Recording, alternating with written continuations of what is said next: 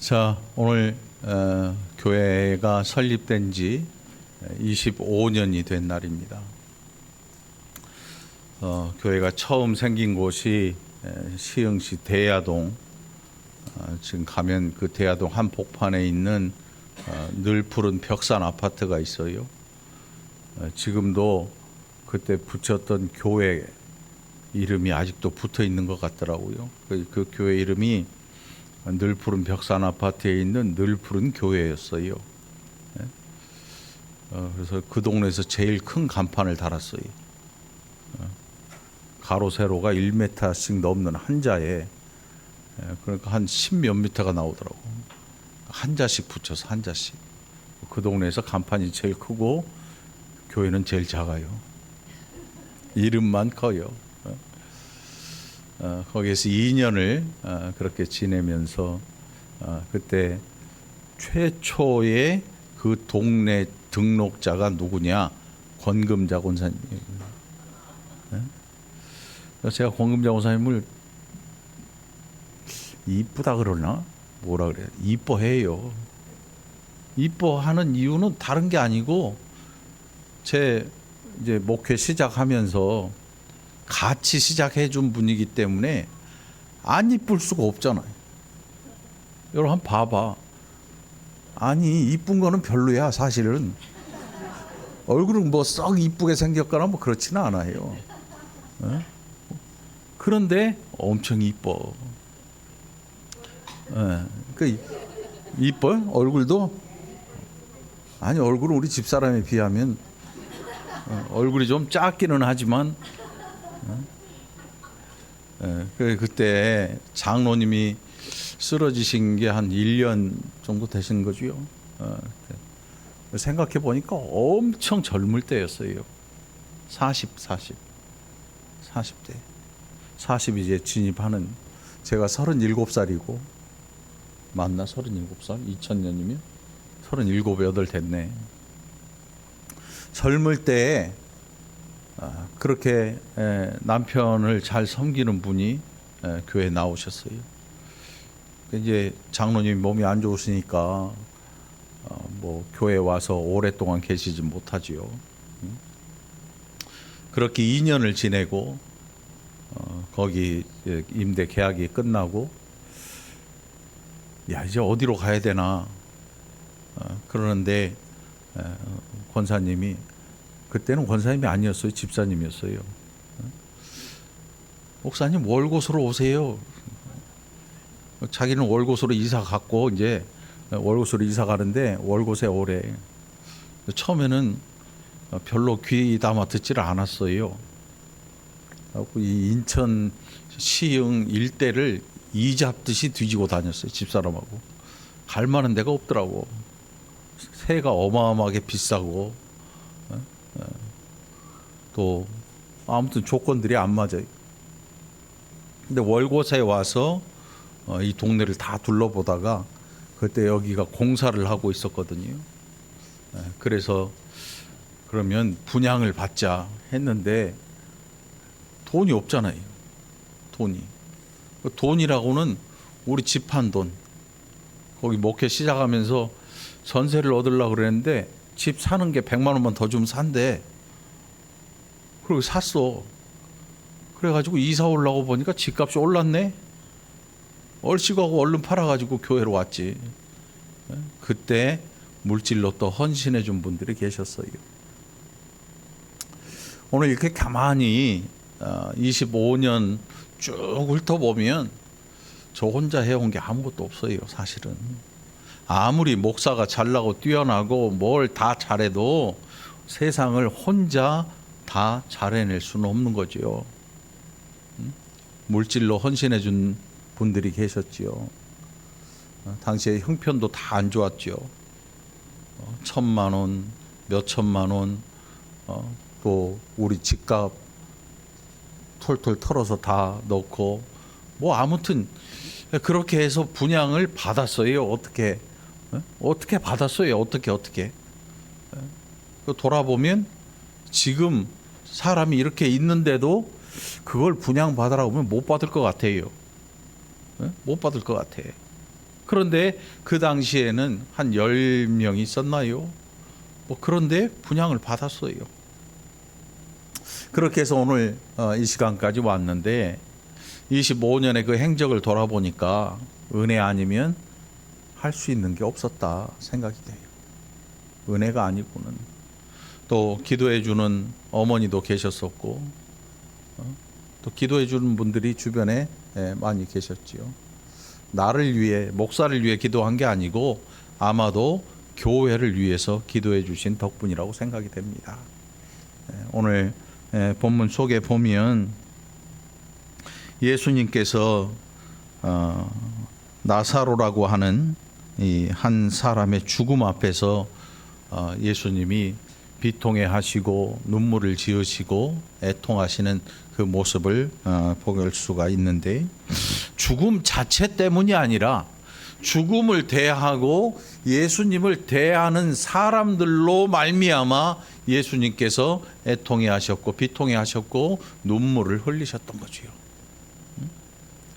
이미 11장 저 전반에서 앞에서 예수님께서 나사로의 죽음을 알고 계셨습니다. 11절에 우리 친구 나사로가 잠들었도다. 그러나 내가 깨우러 간다. 사람들은 예수님의 이 말씀을 들을 때에 나사로가 진짜 잠든 줄 알았어요. 아프다가 잠든 줄 알고 야 이제 깨어나면 되겠네 이렇게 생각을 했는데 그런 내용이 아니라 나사로의 죽음을 말씀하신 거였어요. 그러면서 예수님을 부르는 마르다와 마리아가 예수님을 애타게 찾고 있다는 사실을 알고 거리로 향합니다. 마르다의 집으로 향해. 그리고 예수님께서 하신 말씀이 우리가 잘 알고 있는 아주 유명한 말씀이지요. 11장 25절에 보니까 나는 부활이요 생명이니 나를 믿는 자는 죽어도 살겠고 무릇 살아서 나를 믿는 자는 영원히 죽지 아니하리니 이것을 내가 믿느냐. 마르다에게 예수님께서 하시는 말씀입니다. 그랬더니 마르다가 그러합니다. 주는 그리스도시요 세상에 오시는 하나님의 아들이신 줄 내가 믿습니다. 근데 참 신기하게도 마르다가 예수님에게 뭐라고 했냐면 주께서 여기 계셨더라면 내 오라버니가 죽지 아니하였을 것입니다 라고 21절에서 얘기를 합니다. 그리고 이 뒤에서 또 그런 얘기를 또 해요. 아니 예수님이 여기 계셨더라면 우리 오빠가 죽지 아니하였을 것입니다. 이 마르다가 앞에서 얘기하는데 마리아가 뒤에서 또 얘기를 합니다. 무슨 얘기냐면 예수님 당신께서 행하시는 모든 이적들을 우리는 듣고 알고 보고 압니다. 그런데 우리 오빠의 죽음 앞에서 당신이 할 수 있는 일은 없습니다. 예수님께서 말씀하셨거든요. 부활이요 생명이니 영원히 죽지 않을 것을 말씀하시고, 그런데 아마 그들이 그렇게 예수님의 모든 이적을 보고 예수님을 믿는다고 신앙 고백은 하는데 예수님께서 생명을 살리시는 분으로는 인정하지 못하는 거죠. 그래서 하는 말이 주여 당신이 여기 계셨더라면, 우리 오빠가 아플 때 여기 함께 있었다면 아마도 아플 때 손을 얹어서 어떻게 해서든지 우리 오빠를 낫게 해줬을 텐데 왜 그때 여기 안 계셨습니까? 나는 그게 너무 답답합니다. 이 얘기를 해요. 마르다도 그렇고 마리아도 그래요. 내 눈이 잘못된 건가? 같은 애가 나를 쳐다보고 있는데. 똑같은 애구나. 얼마나 이쁜지. 얼마나 이쁜지 말이죠. 저를 봐요. 이제 쟤들 보지 말고 저를 봐. 저를. 여러분 한번 생각해 보세요. 예수님이 눈앞에 계시고 그의 행적을 그들이 다 지켜봤습니다. 또 가지 못한 곳에서는 사람들이 하는 얘기를 다 들었습니다. 그래서 야, 예수님 앞에는 환자도 다 낫더라. 어떤 병이라도 치료받더라. 보니까 38년 된 병자까지라도 예수님이 말씀하면 그가 자리를 들고 집에 가더라. 그리고 팔짝팔짝 뛰어다니더라. 보지 못한 사람도 안식일에 치료받더라. 나을 때부터 맹인이었던 사람이 눈을 뜨게 됐다. 이걸 다 봤으니까 나사로의 병쯤이야 아무것도 아닌 거지요. 그런데 나사로가 예수님이 오시는 그 중에 죽어버리고 말아요. 그래서 마르다와 마리아가 한 얘기가 뭐냐면, 왜 예수님 우리와 함께 안 계셨습니까? 여기 계셨더라면 우리 오라버니가 죽지 않았을 것입니다. 믿긴 믿는데 생명을 살린다고는 안 믿는 거예요. 이 사실 가만히 말씀을 묵상하다 보면 이게 내 얘기 같기도 해요. 25년 동안 목회를 했는데 하나님이 영원한 생명을 주실 걸로 그렇게 믿긴 믿는데, 실제로 이 땅에서 복음이 우리에게 들려질 때에 얼마나 크신 능력으로 우리에게 주어질 것인가에 대해서 잘 생각하려 하지 않습니다. 목사인 제가 그러니까 여러분은 더 하겠지요. 아니면 똑같든지. 이게 우리의 한계입니다. 예수님을 눈앞에 둔 사람이, 예수님의 행적을 모두 다 살펴본 그 사람이 입에서 나오는 소리가, 예수님 여기 계셨더라면 우리 오빠가 안 죽었을 것입니다. 그래서 예수님 말씀해요. 응? 나를 믿는 자는 죽어도 살겠고 살아서 나를 믿는 자는 영원히 죽지 아니할 것이다. 영원히 죽지 아니하리라. 이렇게 말씀을 해요. 그런데 그 말씀을 하고 난 이후에 마리아가 또 와서, 왜 예수님 여기 안 계셔가지고 우리 오빠가 죽었습니다. 그때 좀 같이 계셔주지 어디 갔다 오셨습니까? 이게 우리의 한계입니다. 우리의 한계. 병은 예수님이 고치는데 죽어버린 사람은 이제 끝났다라고 생각해버린 거예요. 그래서 사람들이 죽음을 두려워해요. 죽음을 무서워하고 두려워합니다. 어떻게든 피해보려고 합니다. 그런데 그것은 피할 수 있는 그런 일이 아닙니다.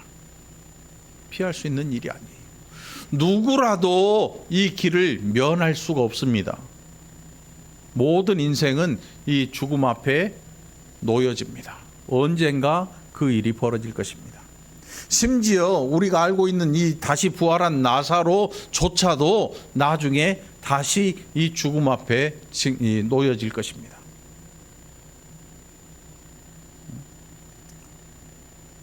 오늘 여러분, 이 하나님께서 이 교회를 25년을 하나님께서 지켜오셨습니다.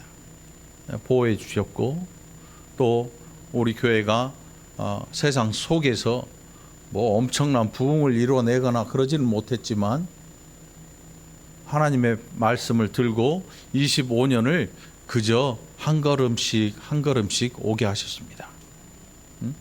그 이유가 무엇일까를 곰곰이 생각해 봤습니다.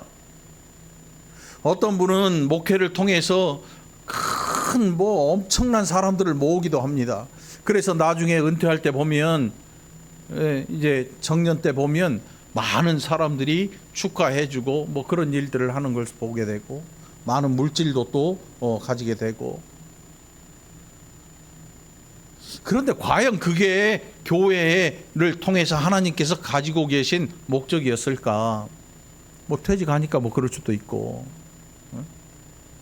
많이 모이는 것이 하나님의 목적일까? 근데 어떤 분은 그렇게 얘기할 수도 있죠. 네가 없으니까 그런 얘기 아니야. 네가 사람 없으니까 그런 얘기 하는 거 아니냐. 얼핏 생각하면 그런 것 같기도 해요. 그런데 얼핏 생각하면 그런 것에 목적을 두지 않는 것이 저의 싸움이었다고 생각이 돼요. 뭐 어떤 분이 뭘 얼마만큼 헌신을 하냐, 봉사를 하냐, 헌금을 하냐, 이런 것에 관심을 두지 않으려고 스스로 부단히 노력을 했어요. 그래서 어떤 때는 스스로 시험에 들기도 하고, 야, 너 인간이 그거밖에 안 되냐, 이런 생각을 가지기도 하고, 어떤 예배 시간에는, 어떤 주일에는 사람 수를 눈으로 헤아리고 있기도 하고, 스스로 시험에 걸리기도 하고, 뭐 여러 일들이 제 안에서 일어났어요. 여러분은 잘 모르실 거예요. 그런데 25년의 이 세월을 돌이켜 보면서 하나님께서 과연 이 월곶 중앙교회를 통해서 하나님께서 무엇을 제시하고 계시는 걸까? 여러분, 복음을 가지고 누군가에게 복음을 전할 때 무엇을 제시하고 있는가를 잘 생각해 봐야 됩니다. 복음은 병을 고치는 일, 쓰러진 사람을 일으키는 일, 또 낙심한 사람에게 위로가 되고, 뭔가 필요한 사람의 무거운 짐을 나누어지고, 복음은요, 그 정도에서 끝나는 게 아닙니다. 그래서 우리가 알고 있는, 우리가 오해하고 있는 복음, 그것을 바꾸지 않으면 우리는 일평생 그것만 가지고 신앙생활을 했다라고 자부하고 살아갈지도 몰라요. 복음은 봉사하는 것도 아닙니다. 복음은 병든 자가 낫는 것, 그것만도 아닙니다. 망한 자가 흥해지는 것, 넘어진 자를 일으키는 것, 슬퍼하는 자를 위로하는 것, 낙심하는 자에게 마음의 힘을 북돋아주고, 무거운 짐진 자를 내가 나눠 짐을 지고 세상 속에서 뭐 사랑을 실천한다, 이런 정도의 복음이 아닌 거예요. 우리가 예수 그리스도를 믿는 이 복음은 뭐냐 하면, 죽은 자가 살아나는, 생명을 새로이 주시는 하나님의 일이라는 사실입니다, 여러분. 그게 25년을 이 목회를 해오면서 보아온 결론이 뭐냐? 야, 이것은 사람을 조금 더 낫게 만드는 일이 아니라 사람을 완전히 새롭게 하시는 하나님의 생명을 주시는 일이라고 생각을 했어요. 여러분들에게 이 귀한 은혜를 함께 나누려고 합니다. 여러분 스스로 바뀌시기 바랍니다. 복음은 조금 나아지는 게 아니라 완전히 새로워지는 것이다. 오늘 본문 속에 예수님께서 나사로의 이름을 부르십니다. 나사로야, 나와라. 어떤 분들은 농담 삼아 그런 얘기를 해요. 만일 예수님이 야, 나와! 이렇게 말씀하셨으면 난리가 났을 거라고. 주변의 묘지에서 다 튀어나왔을 거라고. 이름을 불렀기 때문에 나사로만 나왔다. 그래요, 맞아요. 택하신 하나님의 백성들만이 이 일을 겪게 될 것입니다. 무슨 뜻이냐면, 그냥 자연적인 종교관이나 우상을 섬기거나 그런다 그래서 그게 종교가 되는 게 아니에요. 아주 멋진 모양을 갖췄다 그래서 그게 영생을 주는 하나님의 자녀가 되는 그런 길을 주는 종교가 아니라는 거예요. 세상에는 무지무지하게 많은 종교들이 있습니다. 그 역사도 엄청나게 오래된 그런 종교들도 많이 있습니다. 그러나 그 어떤 종교가 되었든 우리가 알고 있는 하나님을 섬기는 이 우상 아닌 살아계신 하나님을 섬기는 일만큼 오래된 일이 없습니다. 이 일은 최초의 인간 아담으로부터 시작된 일이었습니다. 어떤 분들은 이 불교가 오래됐고 뭐 이슬람이 오래됐고 예수 기록보다 뭐 더 오래됐고 무슨 법이 있고 어쩌고저쩌고 얘기를 합니다. 그러나 그 많은 종교들, 수많은 종교들이 있지만 전부 다 그 세상에 나타나는 설화를 보면 말이 안 되지요. 알에서 나오고 뭐 하늘에서 날개가 나오고 어떤 신이 낳고 저떤 신이 낳고 하는데 그렇지 않습니다. 하나님이 사람을 지으셨습니다. 그리고 그 사람을 통해서 하나님은 영광 받기를 원하셨습니다. 그 영광을 받기 원하시는 마음은 오늘 저와 여러분에게도 동일하신 마음입니다. 하나님이 사람을 이 땅에 보내실 때에는 그냥 마구잡이로 보내시는 게 아니에요. 그냥 아무 목적 없이 보내시는 게 아니고 분명한 목적을 갖고 계십니다. 우리는 그 목적을 모든 인생은 하나님께 영광을 돌리며 살아야 한다라고 이해를 하고 있는 것입니다. 여러분들 사는 모든 인생 가운데 하나님 앞에 영광을 돌리게 되기를 간절히 축원합니다. 그래서 나사로를 예수님께서 부르셨습니다. 택한 백성이지요. 오늘 저와 여러분이 하나님 앞에 택한 백성으로 하나님 전에 나와 예배하는 줄 믿으시기 바랍니다. 하나님을 아버지라 부르는 것 우리 마음대로 할 수 있는 일이 아닙니다. 누군가는 화를 내고 누군가는 믿지 못하고 누군가는 엉뚱한 데 대고 신을 부르게 될 것입니다. 나사로야 나오라. 그리고 나사로가 죽은 자가 수족을 배로 동인 채로 나오는데 그 얼굴은 수건에 쌓였더라. 예수께서 이르시되 풀어놓아 다니게 하라 하시니라. 이 일을 행하신 이유가 다른 곳에 있지 않고 사람들로 하여금 그 앞에 모여있는 모든 사람들로 하여금 예수 그리스도께서 하나님 아버지의 보내심을 입은 사람이라는 것을 분이라는 것을 사람들에게 보여주기 위한 일이었던 거예요. 시청각 교육을 한 거지요. 시청각 교육. 이 사람을 죽었던 사람이 살아나는 이 일을 우리는 목적으로 생각을 해요. 그러나 예수님은 살아나는 이 일이 사람들에게 보여주는 교육적인 효과를 가지는 그런 일이었던 거지요. 어떤 사람들은 하나님 앞에 자꾸 이런 것들을 구합니다. 하나님 은사를 주세요. 그래서 기도하면 낫게 해주시고 기도하면 일어나게 해주시고 기도하면 답답했던 속이 확 뚫리는 이런 은사를 제게도 좀 주세요. 남의 앞날도 좀 보여주시고 이런 것들을 자꾸 구합니다. 이런 것들을 자꾸 구해요. 그런데 우리의 목적은 거기에 있는 것이 아닙니다. 하나님의 목적은 그런 일들을 통해서 하나님의 보내신 자 예수 그리스도를 우리에게 알려주고자 하셨던 것입니다. 그게 예수님께서 여기에서 죽은 나사로를 부르시는 이유였던 겁니다.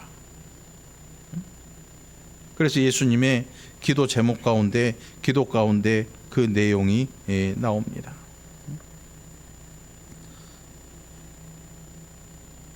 오늘 저와 여러분의 목적이 어디 있습니까? 신앙생활을 하는 그 목적이 어디 있습니까? 그렇죠. 눈에 안 보이지만 실존하는 그 나라에 우리의 소망이 있습니다. 그리고 우리의 목적이 실패자가 성공하고 낙심한 자가 마음의 힘을 얻고 슬퍼하던 자가 위로를 받고 죽은 자가 살아나는 이런 일에 우리의 목표가 있는 게 아닙니다. 우리의 푯대는 예수 그리스도에게 있습니다. 우리의 모든 목적은 그리스도를 향해 가는 일입니다. 예수 그리스도를 믿는 일이고 그래서 이 영원한 생명을 우리가 소유하게 되는 것입니다. 오늘 하나님께서 이 월곶동에 이 25년 동안 교회를 이끌어 오신 그 목적은 다른 데 있지 않습니다. 더 크게, 더 넓게, 더 많은 사람 여기에 목적이 있는 게 아니고 하나님이 영원한 생명을 그 백성들에게 아낌없이 주신다는 이 사실을 우리가 세상에 전하는 것입니다. 여러분 영생의 복음 전하시기 바랍니다. 영원한 생명을 하나님이 주신다는 사실을 세상에 전하시기 바랍니다. 복음의 모습이 세상에 영원한 생명을 주기 위해서 전해지는 것입니다. 복음은 사람이 아닙니다. 우리는 사람을 잘 만나면, 아니 어떤 때 부모를 잘 만나면, 어떤 아이들 보니까 부모가 기업 회장이니까 자동으로 도련님이 되더라. 도련님. 나이 든 운전기사도 딸려지고 한 번도 발바닥에 흙 묻혀 본 적이 없는 그런 삶을 살게 되는 사람도 있습니다. 부모를 좀 약한 분을 만나면 나가서 개고생해야 돼요, 진짜. 예? 그런데 우리가 잘 생각해 봐야 돼요. 회장의 아들로 태어나는 것이 부모를 잘 만난 것이냐, 아니면 이 좀 내가 나가서 알바도 해야 되고 돈도 벌어야 되는 이것이 부모를 잘못 만난 것이냐. 여러분, 부모는 잘못 만나거나 잘 만날 수 있는 대상이 아닌 거예요.